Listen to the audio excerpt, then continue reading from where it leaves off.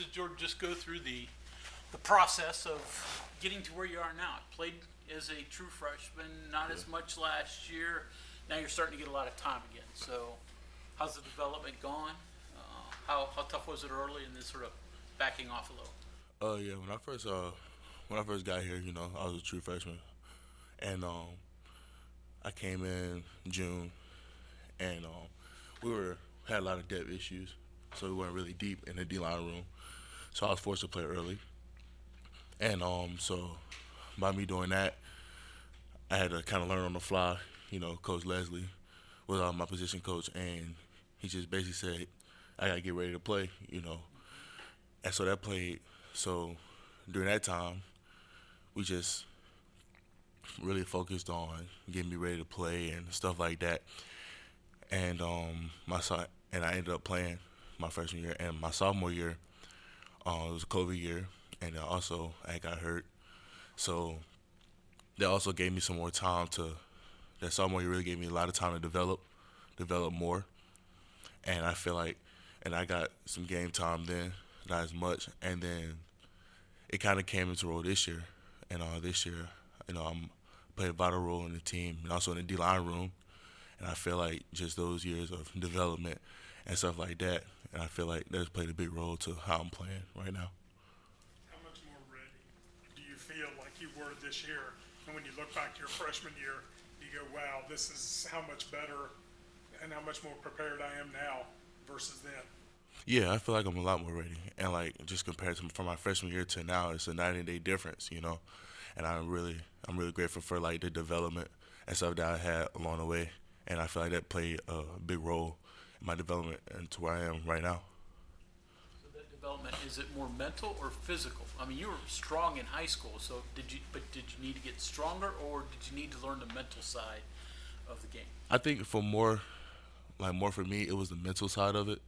I think I had the strength part down, and like all the physical attributes, but it was more of the mental part for me coming transitioning from high school to college and stuff like that, and really learning the playbook and just getting developed in a mental way. I think that was really the biggest thing. What's the biggest part of that mental side? Is it just the playbook, or is it like practice habits and figuring out how to do things the right way and that kind of thing? It was really all of it. Obviously, the playbook stuff like that. But I think for me, it was more of like the mental part of me knowing what I can do. If that makes sense. And that was really the biggest part for me. And coach just talked about all the time. It's more mental for me. So once I got that part down, it came a lot easier. Jordan, take me back to your recruitment. You didn't start getting interest from West Virginia until Neil got the job, right? Yes, sir. So, uh, were you getting a little anxious because you had offers, but maybe not a Power Five offer, if memory serves? And then ultimately, why did you jump in with West Virginia? So I had a few Power Five offers, and so Coach Brown was at Troy, and so they had a lot of interest in me, and they had offered me at Troy, and I had built a strong relationship with Coach Leslie and Coach Brown, and so when they got the job here at West Virginia, it was just like the relationship continued in that way, and then so when they offered me from here, when they got here to West Virginia, it was just like okay, I came took a visit, and the relationship continued, the bond grew, and I knew this is where I wanted to spend my next 4 years, where I wanted to be. You're going to play some more even front this year. Does odd front versus even front, one or the other, fit you better? What do you like about each one? Um, it's just it really doesn't matter to me. I can do it both. I like odd front, but Coach Leslie really wants us to be versatile, and Coach Jackson as well. So we play a lot of odd and even. So I feel like I can play both.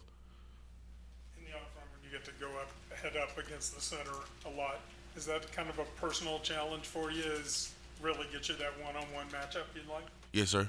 It does. I like that one-on-one matchup, especially heads up when I'm against the center. I feel like it's a good advantage for me. Strength on strength wise. How much pain is there to be a defensive lineman? How much pain? Pain.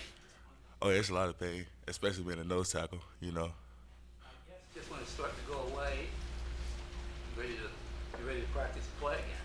Yes, sir. by the time the pain goes away, it's the next week, you know, and we just, you know, that's why we get a lot of recovery stuff like that. But yeah, you know, just love for the game. You know, you just know it's gonna pay off in the end. What you gonna put into the game, what you get out of it, you know. So just gotta keep that in mind. The end goal. Jordan, some of your weight room stuff is kind of legendary, right? Yes, sir. Did football lead you to the weight room, or did the weight room lead you to football? So I've always been kind of strong, you know. So I guess in a way, football kind of led me to the weight room. And so, you know, by being playing football, I knew I had to get stronger, stuff like that. So, and then all my, you know, most of my spare free time is in the weight room. You say you've always been strong. When was the first time you realized you were stronger than most of the kids your age or anything like that? Probably when I got in high school, and I realized like I'm not stronger than, you know, the average high schooler, and then I started weightlifting, you know, stuff like that. So I realized I was like, okay, like I'm really strong. So.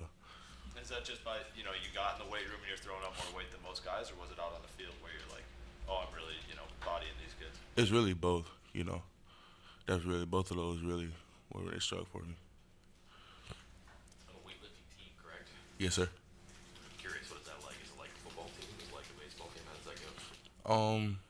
In a way, you know, we train year round, and then we have meets and stuff like, and so we lift like that. Like it's just like kind of like a track meet in a way, but it's just weight room, and then it's like different weight classes, stuff like that.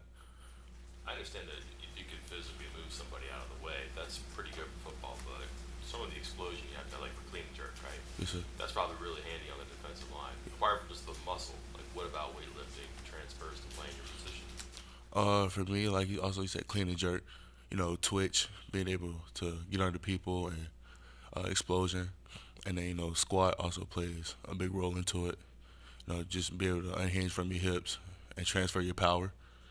You know, bench press, being able to lock somebody out, get them off of, you know, just, you know, in that type of way. You've had a couple years to adjust to it, but a Florida kid coming to West Virginia, snow, it's, yeah. What was your first reaction to some of that, and are you used to it now, or do you still get cold? I still get cold, but I'm used to it now, though. You know, just it was a big adjustment. You know, practicing in 20-degree weather and all that. I had to get used to that, but I'm pretty used to it now. Talked to Florida kids in the past. Some have never seen snow until they got up here.